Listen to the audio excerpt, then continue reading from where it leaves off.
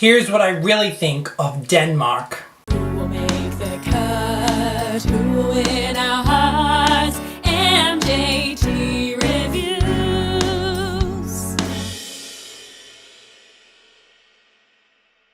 Mitchell James calling. Welcome back to MJT Reviews. It's Denmark. Love is Forever by Leonora. Love is forever. Love is forever and everyone. And here are my top 3 from the national selection.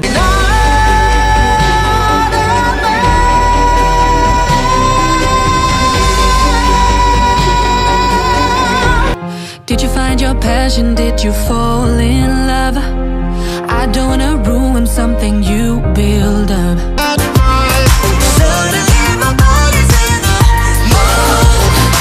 Okay, so let's dissect Denmark, Love is Forever. I hated this song when I first heard it, I have to admit. Why did I hate it? Well, I watched it first in the national selection as a live performance. Usually, almost always, I look or listen to a studio version and then I watch the live version of the national selection. Sometimes I'll, go, well, 50% of my ranking I'll give in the national selection, 50% I'll give to the studio, and then the 50% I'll give to the live and add it all up. And that's how I'll go with like my favorite. This instance, there was just a lot of national selections going on. I was also looking at Melodifestivalen.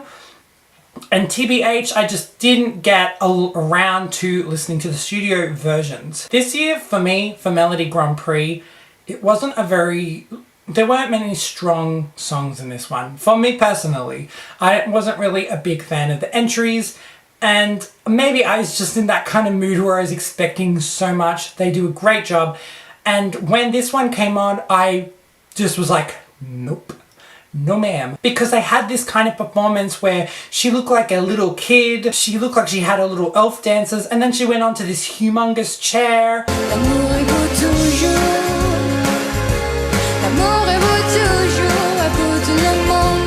And was like, woo, look at me, I'm a little miniature person on a life-size chair. And I was like, no, thank you. Because the way that I saw it was super family friendly. It looked like something of a pantomime performance for the kids. The parents can watch this with their kids and be like, oh, look, what a great performance. Let's vote for it. And I felt like when it won, I was like, what? Because I had this as, I think, 8th favorite, which was like really low. And I was shocked because I was like, well, this got through because it's family friendly, it's PG rated. And I was just super shocked. Okay, so post Melody Grand Prix, I watched this music video that was made that came along with the studio version, and I've been listening to the studio version ever since. This grew on me, it grew on me, it grew on me, and now I can't believe I'm saying it, but I went from hating this song to absolutely loving it. It's actually fresh, it's contemporary, it's quirky, it's sophisticated, it's got a great melody. Oh, so much about I love. So let's further dissect. So far, I think that this song is the best technically. So far. This is the 7th song that we've reviewed. So technically, I think that this is one of the best. I love the jazzy tone. She has so many moments where there's just a little bit of jazziness. Why we make it tough? The world has had enough. Don't get too political. Don't get too political. There was just so much jazziness in this song. Actually, the whole thing was jazzy, I have to say. It makes me think of like Valerie, sung by Amy Winehouse, that kind of style. I was loving it. The chorus is so good. Love is forever, and it's forever and everyone. The bit that I loved the most is just a taste of love, a taste of love is all we have in a bumper, a taste of love, doo-ba-doo. Just a taste of love, a taste of love. All that is great. What do I say? I just love the just a taste of love, a taste of love. It's so sophisticated. It really is. It's really hard to do as well. If you said to anyone like, try to sing this as a cover, I think a lot of them would they would subtract the nuance that's in the song because they technically can't pull it off. People would sing very basic, like, just a taste of love, a taste of love, you know, but it has to have that like taste of love kind of thing. And then I love the end of the chorus where it was like, it's going up in a scale in a way. So it's like, so never, never, never give up love.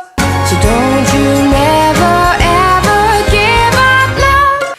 It's just brilliant. It's like a scale. It's like a warm-up. So if she ever sung this in a set list, those kind of songs are really like, people love singing it because it's great for your voice. I love that this song is trilingual. She sings in English most of the time, and then in the chorus, the last bit of the chorus, she sings a mix of French and Danish. And this is obviously remarkable. The French takes me back to Loin d'ici from Austria in 2016. I can't remember the name. I think the singer was Zoe. She had some part in 1 in 360 by San Marino. Anyway, I'm digressing. And I really liked that. The whole thing was sung in French and it was really random. This, I guess, is kind of random, but, you know, French is the language of love. And Danish, clearly trying to appeal to that domestic market. She's clearly trying to appeal to the French market. When all this is done, she's like, hey, France, buy my album. Hey, Denmark, you know, definitely buy my album. And so she knows that she's trying to reach domestic, certain parts of Europe and globally as like a third option, maybe. So I just thought it was great. It really did wonders to this song. It only just showed that, you know, love is not only forever, but it's a very big thing as well. So I thought it was just a perfect match to this song, to end this song. And it also gave a little bit more diversity and gave it a bit more spunk and gave it a little bit more dynamic to the song, really. It just added variety to the song and kept me interested. So from listening to the studio, it's gone from that kind of family-friendly PG vibe to creative, sophisticated, current, fresh for someone who's young and whimsical. It has that whimsical sound, but it's not like, ew, cutesy whimsical. It's like, this is a grown, sophisticated, whimsical piece, okay? So don't test it. Which leads me to changing the staging. I beg you, change the staging, okay? Please, Danish delegation. All I put was change the staging, please. It really needs to be changed because not that Eurovision is a family-friendly event. It's not just for, I'm not saying it's not a family-friendly event, but it's definitely not a family-friendly event, if you get what I mean. I know majority of people, if you ask them how did they first watch ESC, it was definitely, I would say most people, I'm being 80% off the top of my head would be my guess, is that they watched it with family. So for sure, definitely a family event. But it's not like The Voice. It's not like a Got Talent show where, you know, this show's okay for your kids to watch. There's something sophisticated and, like I said, current and fresh, and you need those kind of things to happen because otherwise it's going to be dumbed down, the contest, and we're going to have songs that aren't going to be so great because they're just, you know, suitable for the kids, kid friendly. We'll get to Iceland, don't worry, which is quite the contrast. And I don't think that this song is PG at all, but the way that they perform it on stage, it really just is disappointing. It's not giving what the song deserves. All I want is for them to change the staging, and I think it would do really well. Don't fall for those novelty. This year I don't want the big chairs, the big dresses, as we will get to that as well. Just no cannonballs, no big horses where you're like coming down. The only thing I want is a camel. We've talked about that.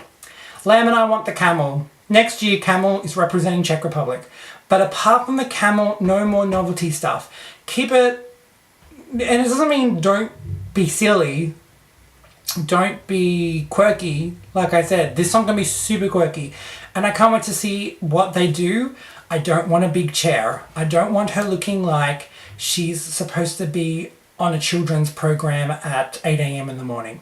Please don't do that to Leonora, because she could have a really successful career And she doesn't need that kind of image, you know. I think she could really be like an Amy Winehouse kind of singer. Not live, but kind of singer. So please pull it off, Danish delegation. And by that, I guess you'll have to play it not safe. The children thing I can get is playing it safe. It's a safe route. Just don't do it, please, because this song sounds so good. But when I saw it on stage, like I had this as 8th. I can't believe that I almost gave this song up. But it was entirely because of the staging. Live, I guess I just missed all of this greatness because of the staging. And it was probably a really, like, I think it was like 5th or 6th or 7th performed, and I just completely lost connection and interest to the song. Anyway, that's it for now. Check out what the jury think of Denmark, because I have a lot of other opinions, so it'll be interesting to see what the jury think. Subscribe to see more reviews and reactions. I will be doing your country, so check that out. Until next time, bonsoir Europe, and goodbye.